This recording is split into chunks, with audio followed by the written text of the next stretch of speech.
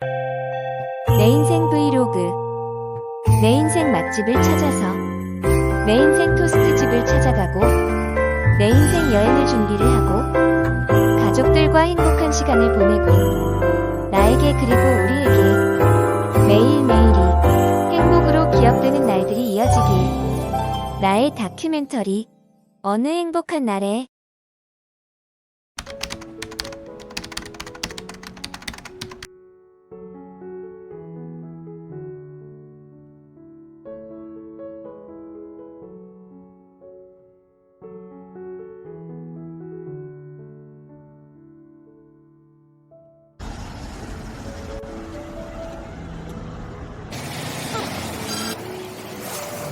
오늘은 시간을 내 편으로 만들기 위해서 회사에서 집까지 걸어갈 생각입니다.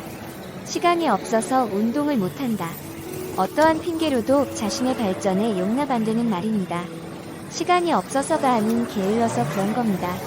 그래서 오늘은 제가 몸무게가 먹방을 하느라 4kg 늘어서 마음을 다잡고 다시 몸을 만들려고 합니다.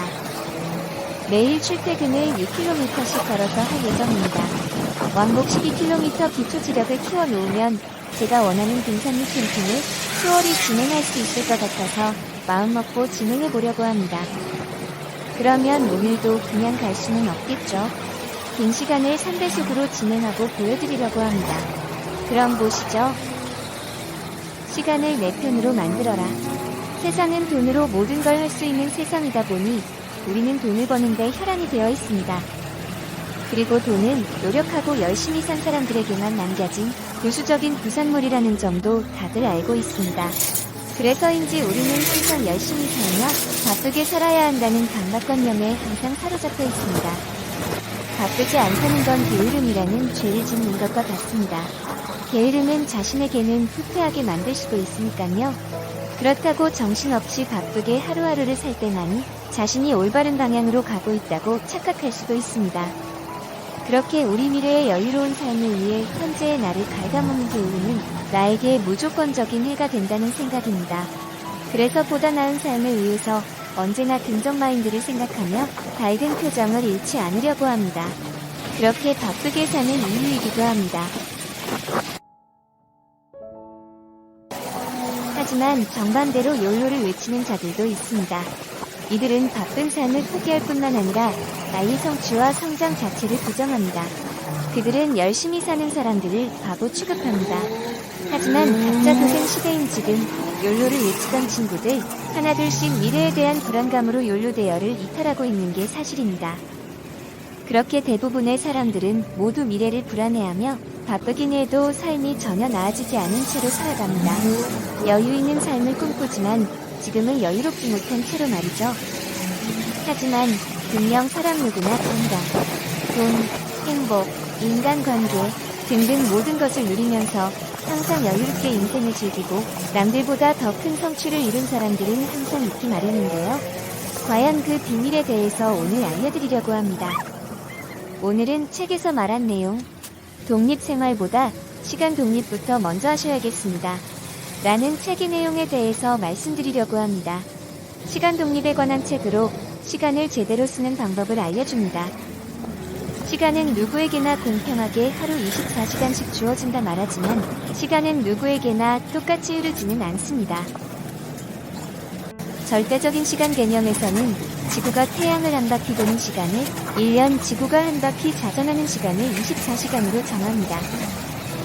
이 시간은 봄, 여름, 가을, 겨울로 이어지고 밤낮이 교차하면서 과거, 현재, 미래로 흘러갑니다. 이는 뉴턴적인 시간관입니다. 아인슈타인은 시간의 상대성 이론을 제시합니다. 시간과 공간은 맞물려 있으며 지극히 주관적이어서 절대적인 시공간은 없다는 것을 말합니다. 어려운 이야기죠. 아인슈타인은 시간의 절대성과 상대성에 대해 이렇게 말했었죠.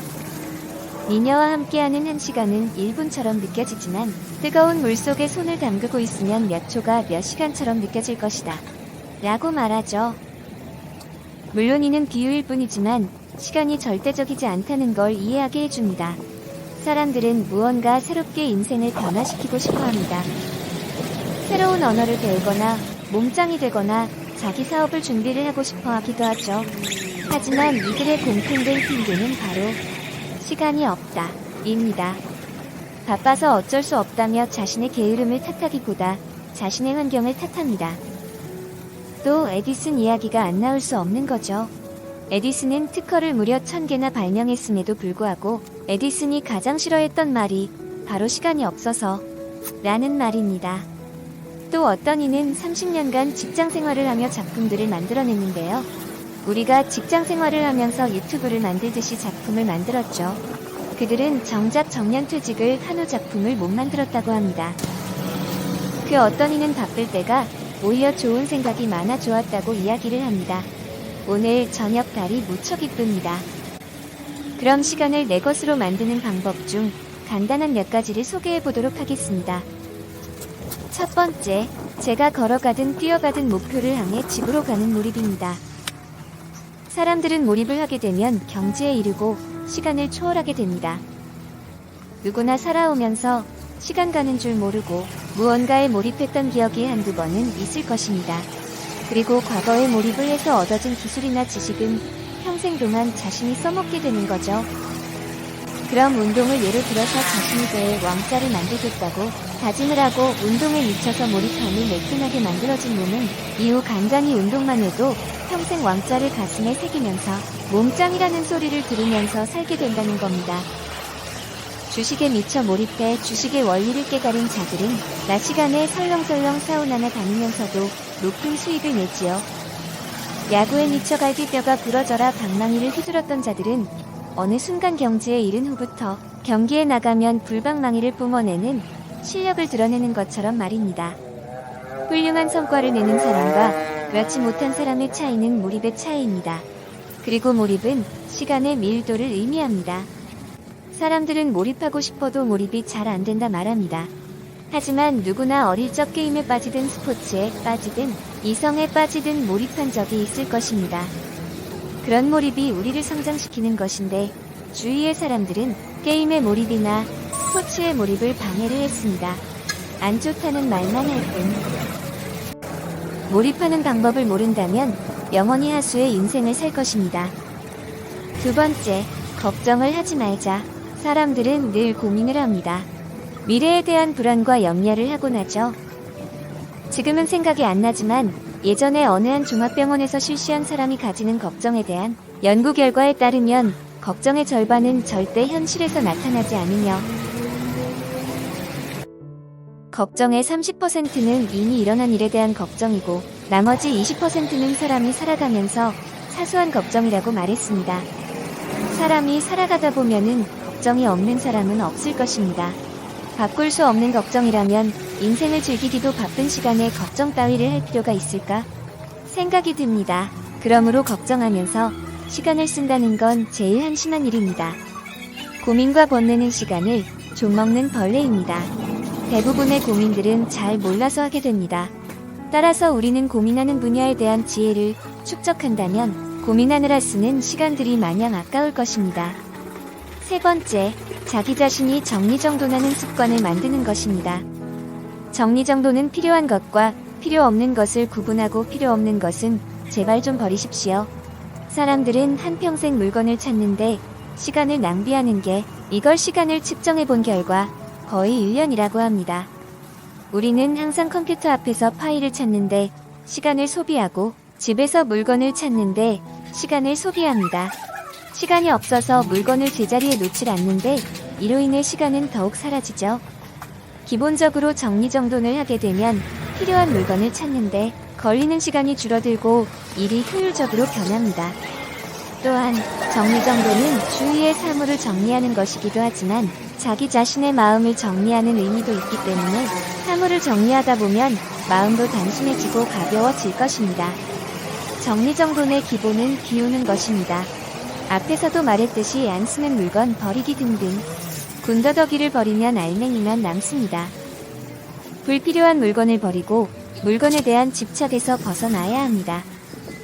물건을 고르느라 시간을 허비하고 물건을 찾느라고 시간을 허비하는 걸 막을 수 있습니다. 네 번째, 시간을 철저하게 관리하고 시간 도둑을 잡는 것입니다. 시간 도둑을 잘 잡는 것이 시간 관리의 핵심입니다. 시간 도둑은 속임수의 영역과 낭비의 영역으로 나눌 수 있는데요. 급하다는 이유로 우리에게 중요한 일처럼 느껴지는 것들이 속임수의 영역입니다. 갑자기 방문한 방문객, 방금 울리는 전화, 카톡 등 SNS 메신저, 급하게 잡힌 약속, 친구의 부탁 등 당장 대응하지 않으면 안 될 것 같은 일이지만 대부분 중요하지 않은 일들입니다. 급하게 전화만 받다 보면 한 것도 없이 하루가 다 지나가는 일들을 다들 겪어보셨을 것입니다. 낭비의 영역은 이유 없이 그저 시간을 보내는 경우를 말합니다. 수다성 전화, 낮잠 자기 잡담하기, 컴퓨터 게임, 스마트폰 계속 보기, TV 시청, 불필요한 인터넷 쇼핑하기 등등등. 무료함을 달래기 위한 행동들 대부분일 것입니다. 그 밖의 시간 도둑은 우리 일생에 아주 많습니다. 그 밖에 사실 따지고 보면 24시간 중 6시간 이상은 낭비하고 있는 경우가 태반입니다. 아침잠을 깬 다음 이불 속에서 빈둥거리면서 의미 없는 뉴스를 봅니다. 매일 왕복 2시간씩 걸리는 출퇴근 시간 동안은 의미 없는 스마트폰이나 만지작거리거나 멍 때립니다. 퇴근 후에는 밥 먹는 시간 아끼겠다며 배달앱 하나 켜고 음식 고르는데 30분씩 걸리죠. 그 시간이면 음식을 만들고도 남을 시간입니다. 음식을 기다리는 시간에는 하루 종일 고생한 자기 자신을 위로하며 TV와 유튜브를 보면서 또 한 번 시간을 날립니다. 5번째, 일은 혼자 한다. 우리는 사회적 동물이라 그런지 모든 걸 함께하고 싶어 합니다. 하지만 사람이 모이면 일의 효율성은 급격히 감소하죠. 특히 회사에서의 회의는 최악입니다. 대부분의 회의는 왜 하는지도 모른 채 소집되면서 시작됩니다. 대부분은 침묵하면서 듣기만 하죠. 그러면서 각자의 생각을 묻습니다. 해당 주제에 대한 내용은 방금 처음 들었는데 어떤 생각이 있겠습니까? 회의를 주최한 당사자도 해당 주제에 대해 고민해보고 답이 안 나오니까 회의를 소집한 것일 텐데 그 주제를 처음 들어본 사람은 당연히 별다른 의견이 있을 리가 없는 거죠. 이렇게 불필요한 회의에 불필요한 참석자로 인해 회의로 낭비되는 시간이 너무나 많습니다. 또 일을 자꾸 같이 하려는 사람들도 문제입니다. 다른 사람에게 맡길 수 있는 일은 맡겨야 합니다. 하지만 같이 일을 해야 한다고 생각하는 순간 업무 진도는 너무 느려집니다. 서로 지시하면서 보고하고 피드백 주고받는 시간이 일하는 시간보다 더 많습니다. 또한 말하지 않아도 되는 것을 굳이 상사에게 말할 필요도 없습니다. 결론만 간단히 보고하면 될 것을 책임지기 싫어서인지 온갖 것들을 이야기를 다 합니다. 잡다한 이야기를 들은 상사는 또 뭐라고 피드백을 줘야 하고 악순환입니다. 결론은 시간은 너무나 소중한 거니 시간을 계획적으로 잘 맞게만 쓴다면 자신에게 너무나 유리한 위치를 선점할 수 있다는 생각입니다. 집에 다 와가니 오늘은 여기까지만 하겠습니다. 시청해주셔서 감사합니다. 다음에 또 뵙죠.